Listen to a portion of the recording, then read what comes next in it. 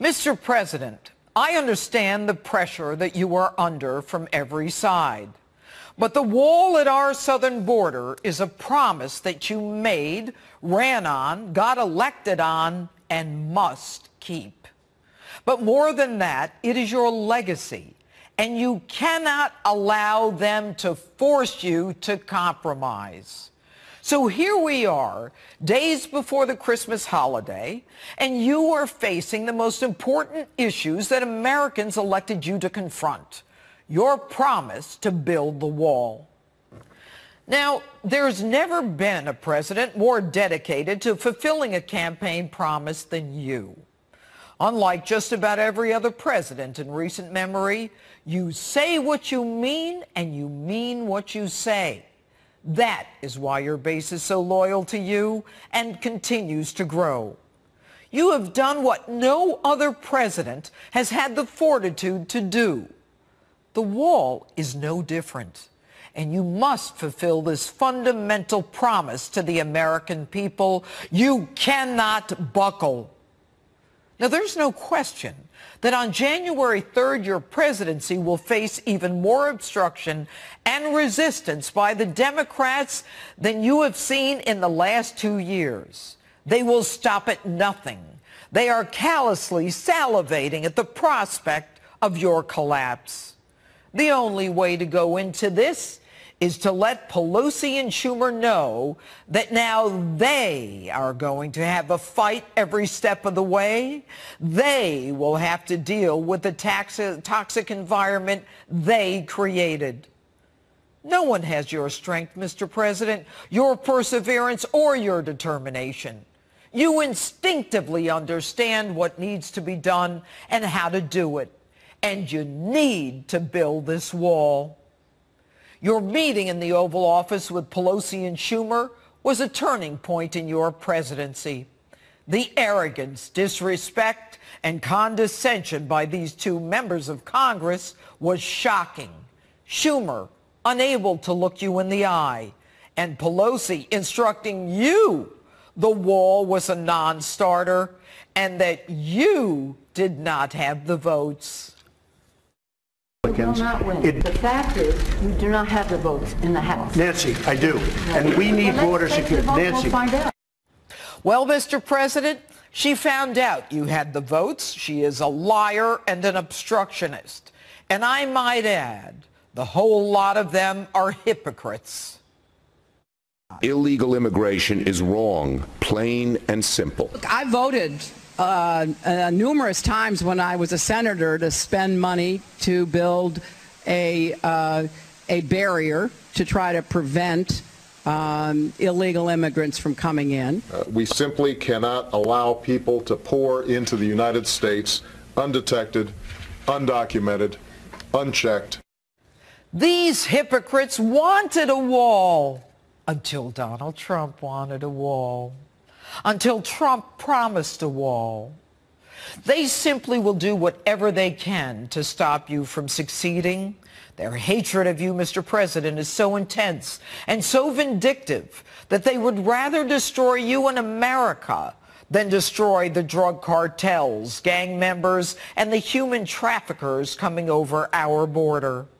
Schumer, Pelosi, and their gang of haters ignore the fact that 90% of the heroin coming into our country, killing our loved ones, comes from Mexico.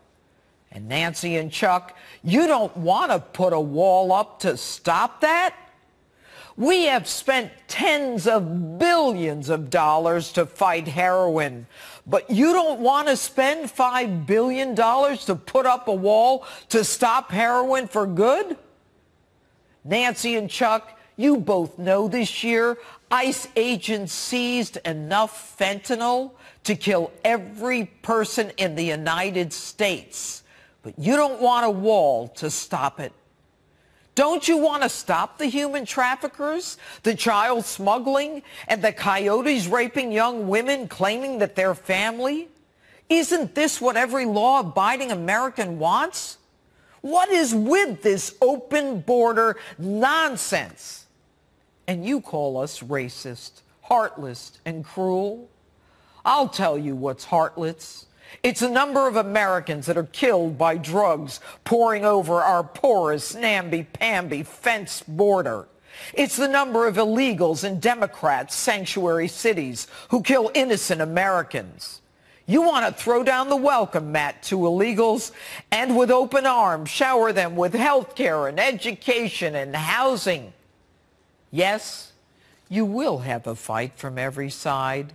But what is clear to the American people is that these Democrats have no respect for the rule of law and want to attack it.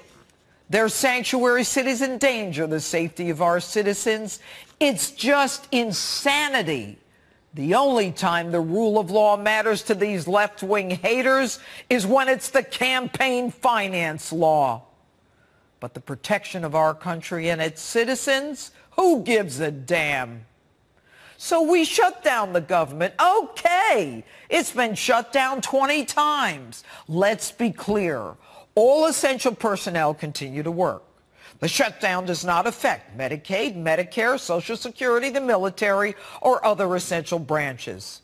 And after the shutdown, all the other non-essential employees are paid.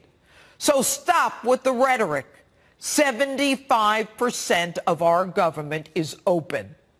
And the wall is the will of the American people. So now there's talk of compromise. For those of you who want a lesser amount than $5 billion, that number is simply inadequate. How many caravans need to come through before we realize that we need a wall? And the money from last year's budget can only be used to fix a fence.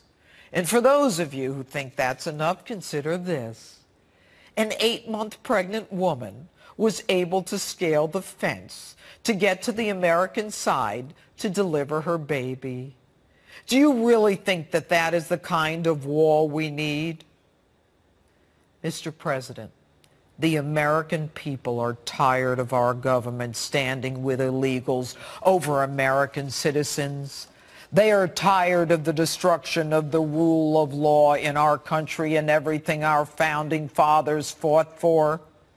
And I don't care who owns the shutdown, and neither do they. We voted for you, and you have not failed us. So while the Senate goes home for Christmas, you remain in Washington. I am pleading with you on behalf of the American people who believe with every fiber of their being that if anyone can get it done, you are the one who can and will. This is your moment in history. Just do it. Thank you, Mr. President. And that's my open. Tell me what you think on my Facebook page, Twitter, and Instagram. Hashtag Judge Janine. For more insight on the impacts of this partial shutdown, let's bring in Reactionary Times editorial director Julio Rivera and former Obama campaign foreign policy advisor and former State Department official David Tafuri. Julio, David, thanks for joining us here to talk about this partial shutdown that has just begun to get underway. I want to talk a little about who the winners and the losers are. If people are talking about this and looking at this going on in Washington, I mean, it's the weekend before Christmas, people are wrapping frantically. They're making their last-minute shopping. Maybe they're thinking about what cool movie they might see on Tuesday. Are people tuned into this right now, Julio? Well, yeah, I think that they should be if they do care about things like border security. I mean, it was a rallying cry of the 2016 election, and people right now, the Democrats in particular, are playing politics with safety. I mean, this is something that's directly attributing to the opioid crisis. I mean, gang members are pouring in, drugs are pouring in. I mean, how many more, Kate Steinleys and Molly Tibbetts do we have to have? So I think people are engaged. It doesn't affect people in the way that the Democrats are making it out to be. I mean, most people don't even feel a government shutdown in most cases. Yeah, that's true. A lot of Americans won't be affected, but there are hundreds of thousands of people that do work for the government could potentially be affected. The furloughed, those that might have to wait to get a paycheck, potentially until after the holidays, maybe money they're expecting that they've already spent. David, do you think people are watching, and do you think they're concerned about those government employees at the very least in the midst of this partial shutdown? I think that this was a big news week, and this is the big news item yesterday and today. I do think people are watching. I think people feel frustrated that Congress can't come together with the president on this. You know, Congressman Norman underscored at a really important point in his interview just a little bit ago. He mentioned that, you know, the federal budget in 2019 is going to be $4.4 trillion. And Congress and the president are basically arguing over about $3.5 billion for border security. That's less than 0.1%. It's such a small amount of money, given all the things that Congress and the president need to do. So they ought to come together. And I think when the American people put that in perspective, I think they get angry at everyone in government. You know, there's this idea that the government should run, it should function, that shutdowns shouldn't happen, but they have, and historically, particularly in the 70s and 80s, far more common. Less common in recent era, with the exception of last January, of course. Let's talk about what this could potentially mean for the President of the United States. He's gone back and forth about who gets the blame for this. The Democrats have tried to bill this as the Trump shutdown, but take a listen to the President. I am proud to shut down the government for border security, Chuck. I will take the mantle. I will be the one to shut it down. I'm not going to blame you for it. And, of course, he shifted gears on Twitter, writing the Democrats now own the shutdown in short order. But the DNC just put out a statement not too long ago calling him a failed deal maker with the temperament of a toddler. So it's a pretty harsh dig here on Christmas weekend, as everyone's supposed to be negotiating up there on Capitol Hill and working towards a solution. Julio, what do you think? Can we get close to things if there's this sort of seeming animosity between the sides? Well, they definitely need to. The one thing I will say is this. The president has extended the olive branch on several occasions, even at his own peril. You know, he's been criticized by conservatives and members of the Republican Party for having Nancy Pelosi and Chuck Schumer in at the White House trying to work these things out. He extended the olive branch 3 weeks before DACA expired. He was willing to grant some semblance of legalization to upwards of 1.8 million illegal residents. So the fact of the matter is, all these issues related to illegal immigration and the fact that we can't do comprehensive immigration reform falls right on the shoulders of the Democrats, because Donald Trump has been more than willing to come to the table and grant concessions. All right. Thank you both very much, David. I'm sorry you raised a lot of important issues, but I'm being told we're running a little short on time here. David Tafuri, Julio Rivera, we appreciate it. Thanks for joining us both. Thank you so much, and happy holidays. You too. The program. We're just thanks. We're just having a conversation here at the Glenn Beck program about James Mattis walking away and resigning yesterday because the president just announced, we're going to leave Syria. And one of the reasons, supposedly, is because Turkey told the president, we're going to go in and get the Kurds. And now that would make me say, no, you're not. As the Kurds are always abandoned. They will be dead. How many times have we turned our back on the Kurds? Always. Would this be 100? It's a lot. Every time. It's a lot of times. Every time. And it's wrong. And there will be genocide with the Kurds. And any Christian that was hoping things were going to get better, forget about that. We have just handed the region over to Iran, Turkey, and Russia. Very bad. Very bad. Pat said when he came in, I don't really care about the Mattis thing. I can't find a way to care about this. Why? Because I don't know that anybody, I don't know that Trump listens to anybody anyway. I don't know if it matters who's in there. I think he's doing what he wants to do. And I think this is a really good indication of that. I don't know. Mattis I think certainly doesn't want to pull out of Syria. It's always been said that he respects his generals. Now, maybe not anymore with Kelly and Mattis. And they're all gone. There's no more generals left. But those two, I really, truly believe. I don't know if they voted for Donald Trump or believe Donald Trump. They might have. They might not have. I think those two served out of duty and responsibility to the Constitution and to the America that they understand and love. And I could see Mattis looking and saying, look, I don't necessarily agree with this guy on everything, but someone has to be a stable rod, and I will be that guy. And he can't do it anymore. That's not good. Can't do it. That's really not good. But I think that's where I think that's where people are with what's going on now. And when they can't convince him not to pull out of Syria because it's way too soon and there's way too much to be done. But you can. Look at what's happening now with the border wall. All of a sudden, he's back on the border wall. Back on. Why? Because he does listen to the voice of the people and his supporters. Well, yeah, I think when Fox News turns on him and starts saying negative things about him, because they never do, I think he took notice of that. I think he took notice. Because you even had Brian Kilmeade criticizing him openly this week, and that kind of doesn't happen. No. And Rush had criticized him. Yeah. In a gentle way. Mark Levin was critical of the Syria move. He got some really harsh. I mean, his supporters were really, really harsh on him about that. Well, the wall thing was. It's ridiculous. It's ridiculous. I mean, that you can't go back. As who was it that said? I thought this was a great quote. Oh, Ben Shapiro. This is read my lips, no new taxes. That's what that is. You cave on that.